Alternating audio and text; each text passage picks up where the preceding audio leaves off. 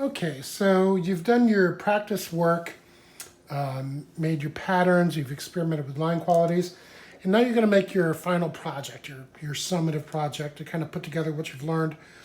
And now you're like, okay, what do I do? So your choices are to work abstract or non-objective.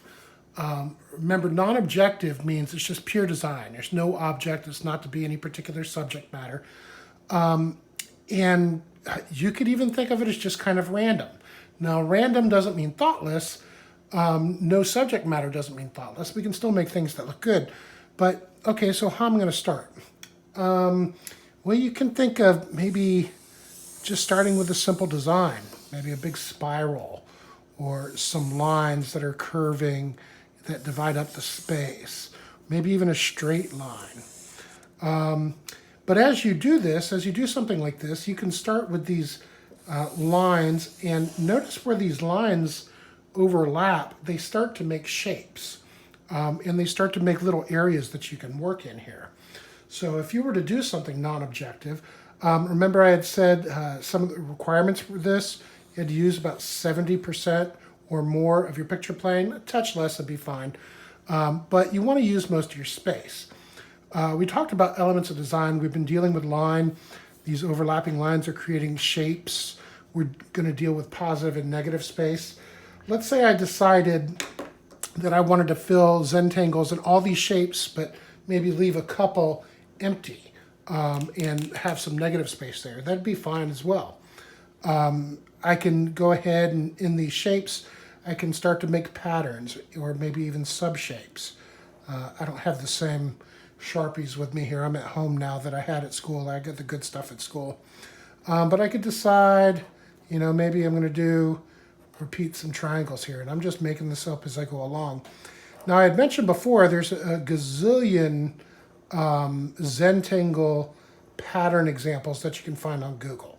And you are more than welcome to copy some of those existing patterns in your work, as long as you're not straight up copying an entire design, an entire picture, and just making it the same. But if you see a pattern and you're like, oh, this pattern, I like the way these circles are being repeated. So I'm going to go ahead and incorporate that pattern just because I think it looks good. Or some kind of, maybe I'll make another line in here and kind of make a shape within a shape. And maybe I want to alternate maybe some kind of leaf shape going back and forth inside here. Now, I talked to you about line qualities before, and if I continue to develop this and draw this, I can incorporate some different line qualities. Maybe I decide I want this to be completely blank, but I'll come in and put some bolder lines. You can continue to make things bold as you evolve your work. This thing doesn't have a lot of ink left in it.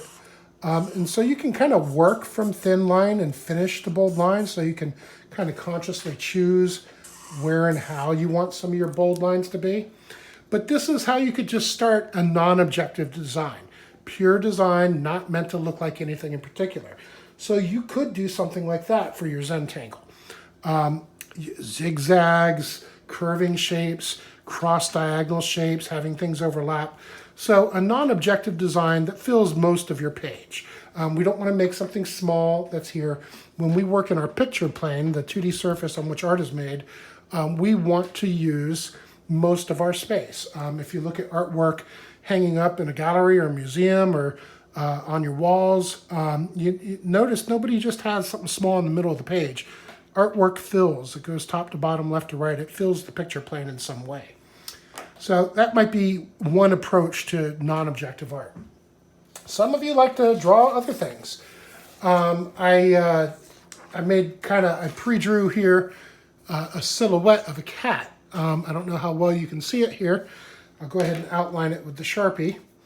But I looked at a picture of a cat jumping on Google, and I just went ahead and quickly sketched up the silhouette. If you like to draw, you can even draw an entire cat. You can draw the features and the eyes and the details, but I wanted to give you another option for something you could do, you could kind of play with positive and negative space. Space also being one of our elements of design, the area behind, in between, etc., the subject. So in this subject, the cat's the positive and the background's the negative. Or I could kind of treat the cat as the negative and the background as the positive, however you want to do that. But now I want to make a Zentangle. Well, gee, maybe I'm kind of inspired and I think, okay, well, cats play with yarn, and I'll make something that looks like a yarn ball. I want to stick with kind of big shapes in the beginning. Maybe it goes through, maybe it goes behind, etc. Maybe I didn't need to do that at all. Maybe I could have just left this whole thing blank. If you look at the presentation that we had, some of the examples, we had some examples where we had silhouettes, just either all black with Zentangle around it or all white with Zentangle around it. You could do some kind of a shape. It could be in the middle of the page. It could be coming into the page. We haven't spent a lot of time talking about composition other than the definition, which is the artist's arrangement of objects on the picture plane. And by object, I mean anything you're putting down here. A shape is an object, a texture is an object. Where we put things affects the design and how it looks. So maybe I'm kind of running with this theme of circles and overlapping circles. Maybe in my mind they represent balls of yarn. And I've got some of them exiting the picture plane, and I could come back in and start to fill some of these shapes in with the Zentangle patterns. And I can leave some shapes blank, and I can have bolder lines, etc. But it's a way to fill your page. Another thing you could do is you could kind of, even if you traced something you had at home, you could take a shape. I just thought of kind of a feather shape, and maybe you could trace and overlap. There's the puppy. He's not really a puppy, it's an old lady, but she looks like a puppy. Trace and overlap. I made this kind of a feather shape here. And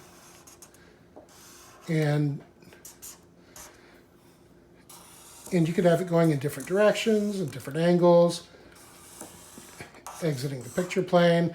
Now, I'm hoping that I don't see a bunch of feathers that look like my feathers turned into me. Think about the subject yourself. Maybe it could be a Zentangle of fire, a Zentangle of teddy bears, a Zentangle of footballs and baseballs and basketballs.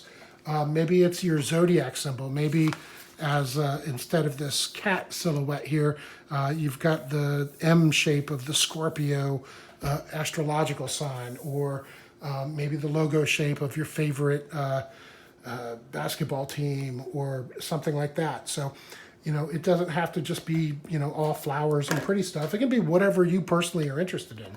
At the end of the day, art is personal expression.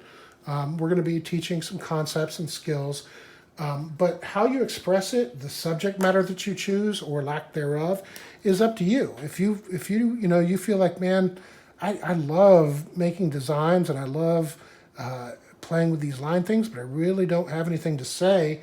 I don't really care about,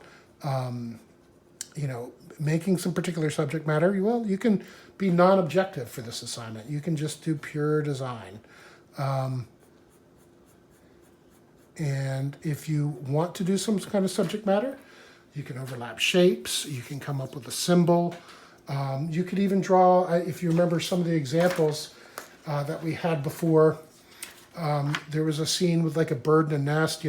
I could even do a simple little, maybe I'd make it kind of curvy and stylized, a little landscape here. And even if it was elementary school, like the simplicity of this could still be kind of fun.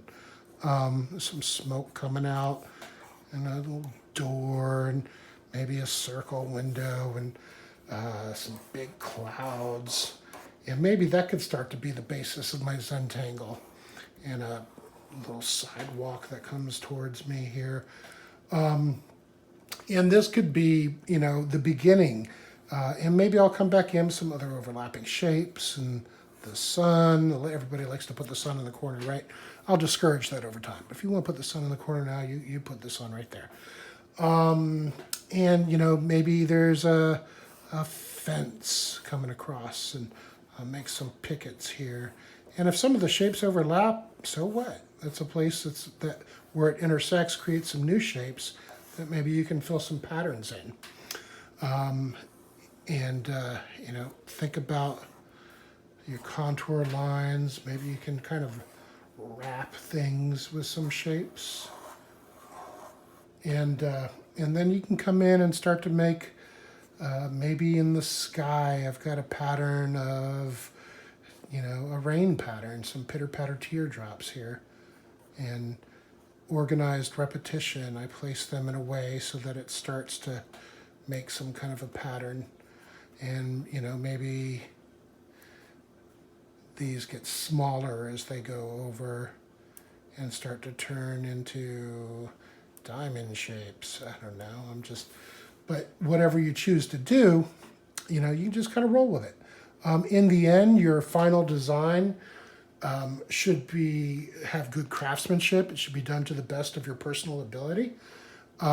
It should have a wide variety of line qualities. And if you don't know what I mean by that, and you haven't watched that video that I provided that shows the different approach to making line qualities and the example for the Zentangle samples, then go back and check that out.